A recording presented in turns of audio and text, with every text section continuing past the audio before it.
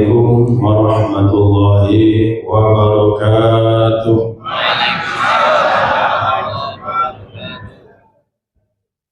Alhamdulillahi wahdah. Asyhadu an la ilaha illallah wahdahu la syarika lah, la dhidda wa la nidda lah. Wa asyhadu anna sayyidana wa nabiyyana Muhammadan abduhu wa rasuluhu la nabiyya ba'dah. Allahumma salli wa sallim wa barik ala sayyidina Muhammad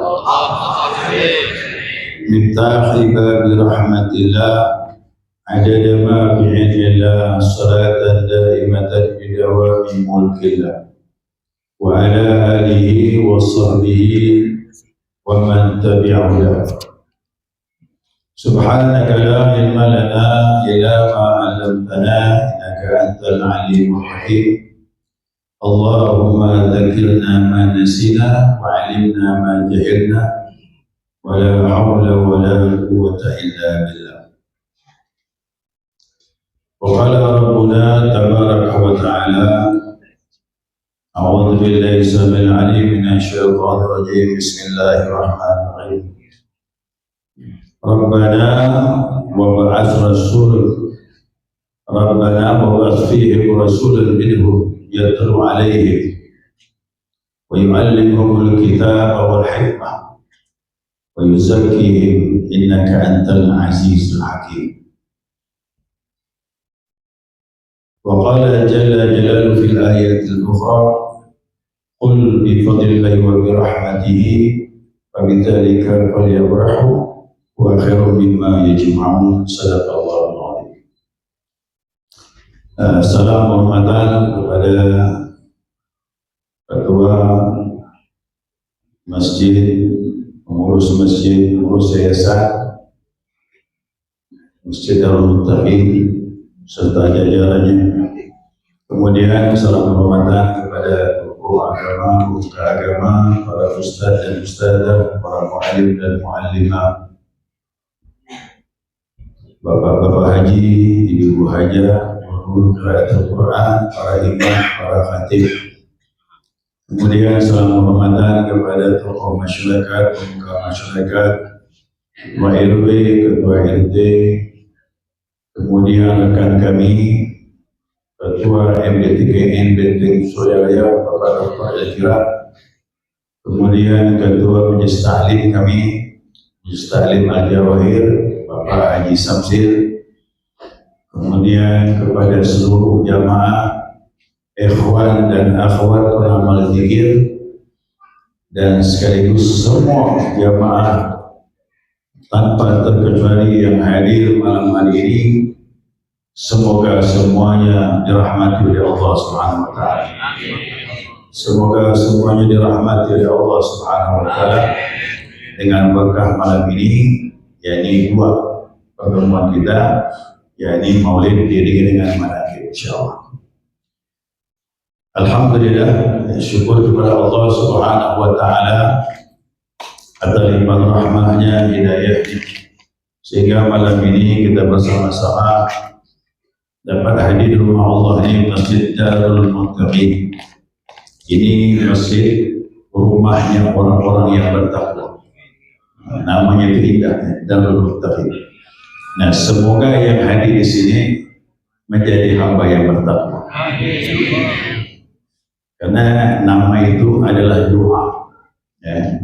Dan Nabi berharap kepada kita ini selaku umatnya, yang paling tinggi itu ya derajat orang yang bertakwa kepada Allah Subhanahu wa taala. Inna akramakum indallahi atqakum. Jadi orang yang paling mulia itu yang paling bertakwa. Kalau udah ketemu dengan takwa, yang lain gugur. Nah, karena takwa itu paling tinggi. Dan dipertemukan kita oleh Allah Subhanahu wa taala di Masjid Darul Muttaqin ini tidak lain dua agenda kita. Yang pertama, Maulid Nabi Muhammad SAW. Jadi malam ini bertepatan malam 14 Rabiul Awal 1447 Hijriah. Ini bertepatan dengan 6 September 2025. Dan yang kedua, ya acara rutinitas kami selaku pengamal zikir, yaitu manaqib. Ya, manaqib ini bercerita tentang biografi orang-orang yang saleh. Mungkin Bapak Ibu yang tidak bergabung dengan kami zikir bingung apa itu manaqib. Manaqib itu menceritakan biografi ya orang-orang yang berhasil berjalan menuju kepada Allah sehingga menjadi kekasih Allah, atau disebut waliun min auliyaillah, ya seorang wali daripada wali-walinya Allah Subhanahu wa taala. Kata lain, mereka itu orang yang saleh. Nah, makanya orang yang saleh ini selalu diabadikan, termasuk Nabi Muhammad SAW. Di mana diabadikannya? Dalam salat. Nah, pertama kita salat itu penghormatan kepada Allah, yaitu at-tahiyatul mubarakatus salawatut thayyibatullah, penghormatan kepada Allah. Nah, kemudian kepada Nabi, assalamu alayka ayyuhan nabiyyu wa rahmatullahi wa barakatuh. Ini artinya hubungan kita dengan Nabi Muhammad SAW itu diabadikan dalam salat. Nah, tapi jangan lupa selain Nabi Muhammad, kita disuruh berhubungan dengan orang yang saleh. Assalamu alayna wa ala ibadillahis sholihin. Baru ikrar. Asyhadu an la ilaha illallah wa asyhadu anna Muhammadar Rasulullah. Jadi tak mungkin syahadat kita dimantap, tak mungkin pengenalan kita mantap kepada Allah, dan tak mungkin juga kita pengenalan kepada Nabi Muhammad mantap kecuali kita urutkan dulu, kenal dulu, dekat orang yang saleh. Setelah dekat orang yang saleh, baru dekat dengan Nabi Muhammad SAW. Karena yang paham Nabi itu guru-guru kita orang yang saleh. Nah, sudah kenal dengan Nabi, insya Allah kita diantar untuk kenal kepada Allah Subhanahu wa taala. Nah, ini jenjang Bapak Ibu, tiap hari diabadikan dalam salat, cuma kita tak tahu jalur. Maka jangan putus hubungan dengan orang yang saleh, dan jangan putus hubungan dengan Nabi Muhammad SAW. Ini dua ini jalan menuju kepada Allah Subhanahu wa taala. Nah, kalau jamaah ingin tahu mana dalilnya Pak Ustaz, ini sebagai dalil. Orang sekarang kan sudah dalil. Pertama kali dia tak mau, anti mereka. Ya, sebuah hadis dari Imam Dailami dalam kitab Sunan Firdaus, nama kitab beliau. Nah, di sana dari Mu'adz bin Jabal. Mu'adz bin Jabal radhiyallahu anhu berkata, bersabda Nabi Muhammad sallallahu alaihi wasallam. Nah, kata Nabi, dzikrul anbiya minal ibadah, dzikrus salihin kafarah, dzikrul maut sadaqah, dzikrul qabri yuqarribukum minal jannah. Sadaqah Rasulullah. Ya, benarlah Nabi Muhammad sallallahu alaihi wasallam. Nah, jadi kalau kita baca hadis bilang sadaqah Rasulullah. Kalau baca Al-Quran, sadaqallahul azim. Nah, apa kata Nabi bilang? Dzikrul anbiya minal ibadah. Menceritakan, menyebut-nyebut sejarah Nabi itu udah masuk ibadah.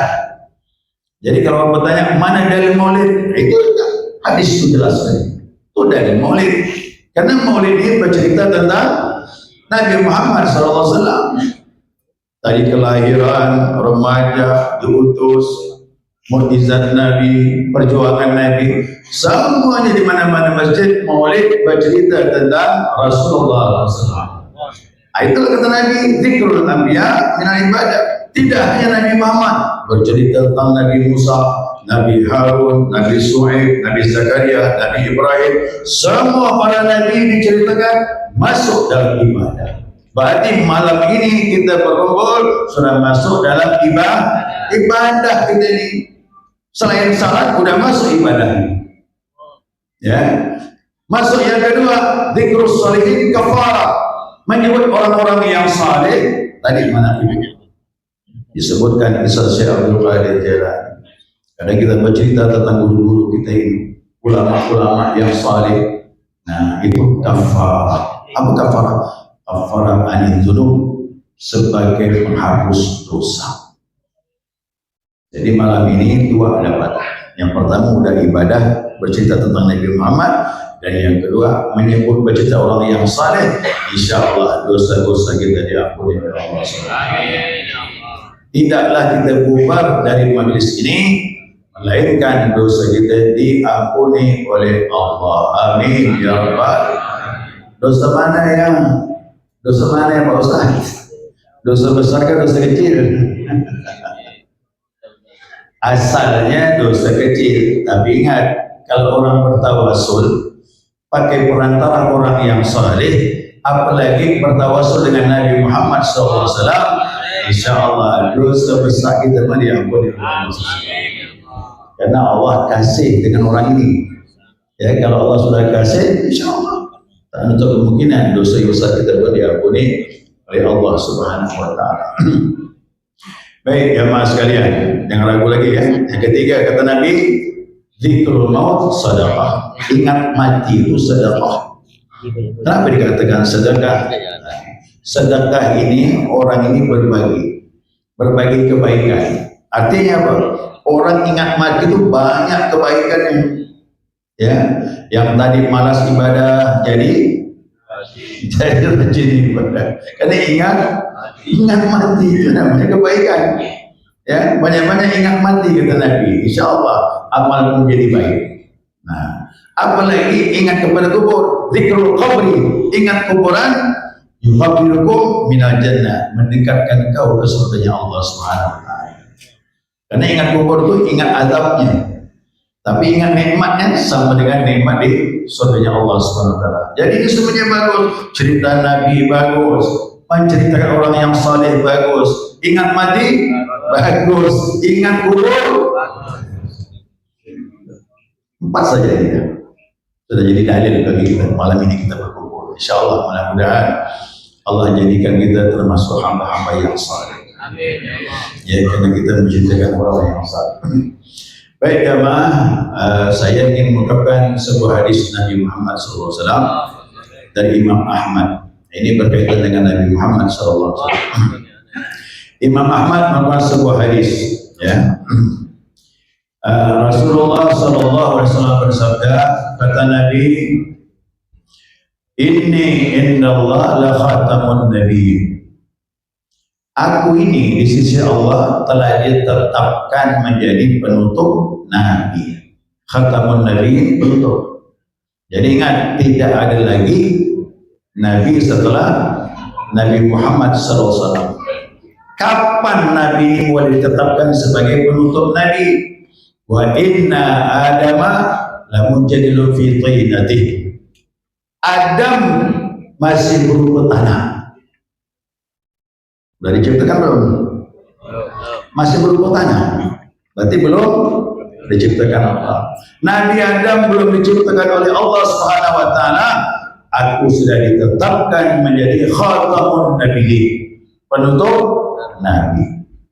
Artinya ketetapan Allah kepada Nabi Muhammad sudah terdahulu sebelum Nabi Adam diciptakan. Padahal Nabi Adam pun nabi yang pertama. Nabi hukum bi awalin dari aku ceritakan kepada kalian kenapa demikian. Nabi, nah, yang pertama dakwatu Abi Ibrahim, karena diawali dengan doa bapakku Ibrahim. Yang kedua wa bisyaratu Isa, yakni isyarat Nabi Isa tentang aku, kata Rasulullah SAW. Dan yang terakhir apa itu? Ru'ya ummil lati ra'at, mimpi ibuku Siti Aminah, apa yang dilihatnya. Nah, jadi 3 ya nih si orangnya nih. Insyaallah cukup. Snack tadi udah habis belum makan? Nah ya, nah itu saya pasti yakin pasti habis. Ini udah jam berapa nih? Habis setengah 10 ini. Tidak masalah, bukan hanya ringan yang berat pun ada. Nah, jadi kalau yang bingung, Pak Ustaz gimana nih? Ini ada panitia ada siapkan ya? Panitia ada siapkan yang berat pun ada. Nah, tadi itu untuk mukadimah ya. Ya, mukadimah itu nampal bahasa Melayu. Nampal sementara dulu DP. Ya, insyaallah. Yang jelas, biarpun agak terlambat sedikit, manfaatnya banyak. Ya, pasti manfaatnya banyak malam ini, insya Allah. Ingat pecinta-pecinta Nabi, sayang dengan Nabi, senang dengan orang yang saleh, insya Allah. Nah, tiga ini saya uraikan dulu ini. Nah, saya ambil dari belakang dulu. Ru'ya ummillati ra'at. Ya, ini isyarat aku sebagai penutup Nabi itu, ya ini pertama mimpi ibuku Aminah. Aminah ini mimpi hampir tiap malam waktu dihamil. Nah, menghamil waktu dihamil di dalamnya itu janin Nabi Muhammad SAW. Nah, setiap malam didatangi Jibril. Datang Jibril berita kepada kau, anakmu. Terus akhirnya terakhir dia mimpi dari perutnya itu memancar cahaya terus naik ke atas dan jatuh kepada seluruh bumi. Dan dia baru menyadari ya bahwasanya diberitahu oleh Jibril, ini anakmu sebagai utusan Allah dan cahayanya akan menyebar kepada seluruh dunia. Sampailah ke Masjid Darul Muttaqin. Sampai ke sini ini mah jauh nih kita nih. Ya. Nah, umat Islam, mohon maaf, dia yang terbanyak. Ya, dia yang terbanyak sekarang. Umat yang lain masih sedikit. Islam terbanyak, hampir 2 miliar sekarang umat Islam. Padahal penduduk 6 miliar lebih. Nah, yang lainnya berbagi-bagi tanpa agama, ateisme, Hindu, Buddha, Kristen, Protestan, Ortodok dan sebagainya, semuanya berbagi-bagi. Tapi umat Islam hampir 2 miliar. Berarti termasuk umat yang terbanyak. Dan nanti berbangga sama umat yang terbanyak nanti di hari kiamat. Nah, itulah ibunya Rasulullah mimpi didatangi Jibril. Saya mau beritahu jamaah sekalian, kalaulah Jibril sering datang kepada Aminah, berarti Aminahnya orang kotor ke orang suci? Hati-hati dengan pendapat, mohon maaf nih, kita bantah. Nah, masalah, saya takut dari semuanya terkontaminasi dengan virus ini. Ini virus Pak, pendapat nih yang menyatakan orang tua Nabi di neraka. Ini virus nih, bahaya nih Pak. Kalau dia berpendapat seperti itu tidak masalah. Kita jangan. Intanya Ahlus Sunnah wal Jamaah tidak ada pendapat seperti itu. Ini orang suci. Mimpinya Masya Allah didatangi Jibril setiap malam. Pasti dia orang suci. Bapak Ibu pernah tak Jibril datang? Itu tandanya kita belum bersih. Ya. Nah, hati-hati berpendapat nih, kita khawatir. Maklum lah, ini udah banyak di medsos. Buka YouTube muncul lagi pendapat itu. Ya, hati-hati pendapat itu. Jadi orang tua Nabi itu namanya Ahlul Fatrah. Apa itu Ahlul Fatrah? Ya, ini orang yang hidup masa kesenjangan, tidak ada utusan Allah. Ya. Kenapa? Nabi belum lahir. Ayo ingat, ibu Nabi meninggal, Nabi umur berapa? 6 tahun. Ingat tuh. Ayah Nabi meninggal, Abdullah, Rasulullah umur berapa? Kan lagi umur dalam perut. Berarti belum mengalami masa kenabian itu. Dia meninggal duluan sebelum anaknya diutus oleh Allah SWT. Itu namanya Ahlul Fatrah. Ahlul Fatrah itu bersih, fitrah bersih. Nah, yang berat itu pamannya. Itu berat. Abu Talib hidup dengan Nabi, melihat Nabi, dan Nabi sampai diutus pun dia berkumpul, tapi tak beriman. Itu yang berat. Satu lagi, Abu Jahal hanya salah paham lagi. Ya, paman Nabi itu Abu Lahab, bukan Abu Jahal. Abu Jahal itu kawan Nabi, kawan sepergaulan. Nah, paman Nabi Abu Lahab lebih berat lagi. Udahlah tak beriman dengan Nabi, memusuhi Nabi Muhammad SAW. Maka diabadikan dalam surah Al-Lahab, tabbat yada abi lahabin, celakalah kedua tangan Abu Lahab. Ya, jadi hati-hati. Jadi kalau Abu Lahab, Abu Talib, wah, kenapa? Dia bertemu dengan Nabi Muhammad SAW dan tak beriman dengan Allah dan tak beriman dengan Rasulullah. Nah, tapi ayahnya ahli Fatrah, apalagi didatangi Jibril itu Siti Aminah. Nah ini isyarat ya bahwasanya ada tanda-tanda Nabi menjadi utusan Allah SWT.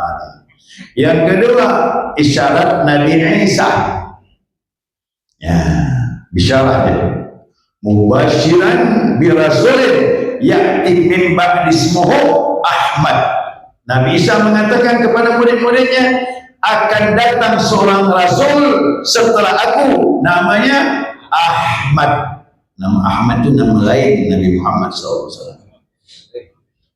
Karena waktu Isra Mi'raj itu dalam kitab awal Muhammadiyah, summa dana fatadalla idza qaba qausaini aw adna. Kemudian Nabi mendekat kepada Allah sampai dua busur anak panah. Waktu itu Allah panggil, udnu ya Muhammad, udnu ya Ahmad, udnu ya khairal bariyah. Mendekatlah wahai Muhammad, mendekatlah wahai Ahmad, dan mendekatlah sebaik-baik manusia. Nah, berarti Allah panggil di langit sana nama Nabi dengan nama Ahmad. Muhammad terkenal di bumi, Ahmad ya. Nama Nabi itu banyak, ada 200 lebih. Nama Mahmud, Hamid itu nama Nabi semua. Ya, Mundir, Nadir itu nama Nabi semua. 200 lebih nama Rasulullah Sallallahu Alaihi Wasallam. Nah, jadi tidak mengherankan lagi bagi Nabi Isa dan orang-orang Nasrani, mohon maaf, kalau dia jujur dengan kitab Injil yang asli, pasti dia tahu tentang Nabi Muhammad SAW. Karena sudah diberitakan dengan Nabi Isa tentang datangnya Rasulullah Sallallahu Alaihi Wasallam. Makanya Salman Al Farisi pertama di agamanya Majusi, nyembah api, tapi dapat hidayah masuk Nasrani, masuk Kristen. Masuk Kristen, dia baca Injil. Dalam Injil ada ciri-ciri Nabi Muhammad SAW. Apa ciri Nabi yang pertama? Tak menerima zakat dan sedekah. Ciri yang kedua, ada khatamun nubuwah, penutup Nabi. Di belakang Nabi ada daging yang tumbuh segitiga. Itu namanya khatamun nubuwah. Itulah Salman pergi hijrah ke Madinah, ingin bertemu dengan Rasulullah. Diambilnya kurma, aku sedekah dengan engkau. Kata Nabi, aku tak terima sedekah, aku tak terima zakat. Salman bilang, benar. Pertama, yang kedua, izinkan aku melihat pundak. Lagi buka kan, diintip sama Salman, ada daging tumbuh di belakang Rasulullah SAW. Itu sebagai penutup khatamun nubuwah, penutup kenabian. Langsung Salman ikrar, asyhadu an la ilaha illallah wa annaka rasulullah. Jadilah Salman sahabat Nabi Muhammad SAW. Nah, ya, jelas sudah ini isyarat yang kedua. Nah, isyarat yang ketiga kata Rasulullah, doa bapakku Ibrahim. Tadi mukadimah saya baca surah Al-Baqarah, saya lupa ayatnya dulu. Nanti lihat dari situ. Itu doa Nabi Ibrahim. Waktu Nabi Ibrahim berada di Mekah, melihat anak dan istrinya Siti Hajar dengan Ismail. Nah, begitu tumbuh Ismail, dia baru menetap di sana. Nabi Muhammad berdoa, Rabbana wa ba'ath rasulan minhum yatlu alaihim ayatika. Ya Allah, utuslah di tempat Mekah ini, di lembah Mekah ini, seorang rasul yang membacakan ayat-ayatnya. Wa yu'allimuhumul kitaba wal hikmah, dan mengajarkan Alkitab dan ilmu hikmah. Wa yuzakkihim, dan mensucikan mereka. Innaka antal azizul hakim. Itu doa Nabi Ibrahim, kata Rasulullah, untuk aku. Akulah yang dimaksud Bapak Ibrahim dalam doa tersebut. Maka jangan heran orang bertanya, Pak Ustaz, kenapa dalam salawat itu tidak ada Nabi yang lain? Allahumma salli ala Sayyidina Muhammad wa ala ali Sayyidina Muhammad kama salli ta'ala Musa tak masuk, Nuh tak masuk. Nah, Dia bilang apa? Nabi Ibrahim ni doanya untuk aku balas jasa lah. Maka diabadikan Nabi Ibrahim di dalam salawat. Kenapa? Datuk dia yang mendoakan dia di negeri Makkah, surah putusan, akulah yang dimaksud. Nah, sekarang jamaah mau paham. Diutusnya Rasul 3 saja yang tadi sebutnya. Pertama apa? Yatlu alaihim ayatuka. Yatlu apa? Tilawah. Yang pertama kita harus membaca dulu. Wa yu'allimuhumul kitab wa yu'allim, ta'lim. Yang kedua, ta'lim apa? Belajar, membaca, belajar ilmu Allah. Yang ketiga, wa yuzakkihim, untuk mensucikan mereka. Apa itu? Tazkiyah. Tazkiyatul nafas. Kad aflaha man zakkaha wa kad khaba man dassaha. Beruntunglah orang yang mensucikan dirinya dan rugilah orang yang mengotorinya. Berarti diutus Rasul untuk kita ini membawa rahmat 3 saja. Kalau Bapak Ibu tak pakai 3-nya belum berhasil. Pertama, belajar membaca. Ya, apa yang dibaca ulama ini? Yang dibaca apa? Nabi bawa kitab apa? Itulah dia. Belajar baca Al-Quran lah. Itu kan sana ilmu dalam. Tapi belajar baca betul kan huruf. Ya, jangan sampai salah. Kalau salah huruf, salah makna, salah arti. Baca dulu. Tapi bagi ulama membaca itu 2. Ayat-ayat Allah itu ada 2. Ada yang tertulis dalam kertas, ada yang tertulis di alam ini, termasuk diri kita ini. Nah, yang terbaik itu baca yang kedua. Nah, jangan hanya baca Al-Quran, tapi baca alami. Tapi ingat, Al-Quran yang menyuruh kita baca alami. Wa ikhtilafil laili wan nahari laayatin liulil albab. Bergilir malam dengan siang. Ini ayat-ayat untuk ulul albab. Ini ayat-ayat Allah untuk orang yang menggunakan akal. Makanya Rasulullah banyak tafakur. Siapa banyak tafakur, insya Allah iman bertambah. Ini tanda-tanda kebesaran Allah. Allah gilirkan malam dengan siang. Bapak Ibu, kalau malam terus gimana? Malam terus tak muncul siang. Bisa gitu? Sebaliknya siang terus tak muncul malam.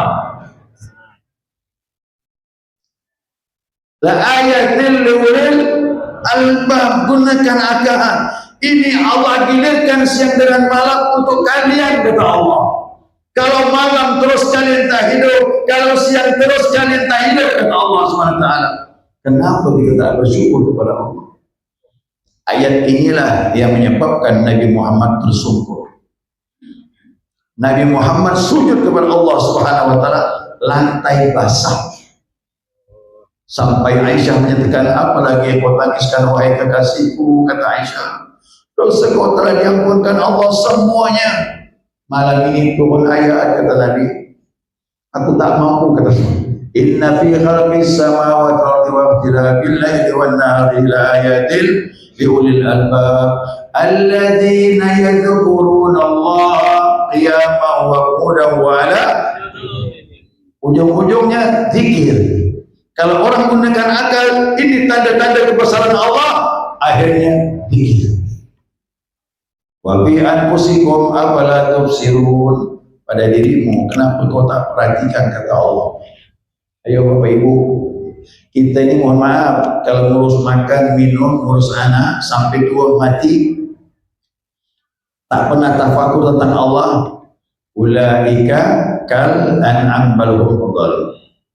Malu kita nih ayat ini. Mereka seperti hewan, makan, minum, tua, mati. Hewan lalu, tambah lagi kawin gitu. Saya tambah lagi ya, makan, minum, kawin, ngurus anak, tua, mati. Apa nama itu? Hewan, Bang. Mohon maaf, siapa tak tafakur kebesaran Allah, tak kenal Tuhannya, masalah ngurus dunia, makan, minum, kawin, punya anak, tua, meninggal.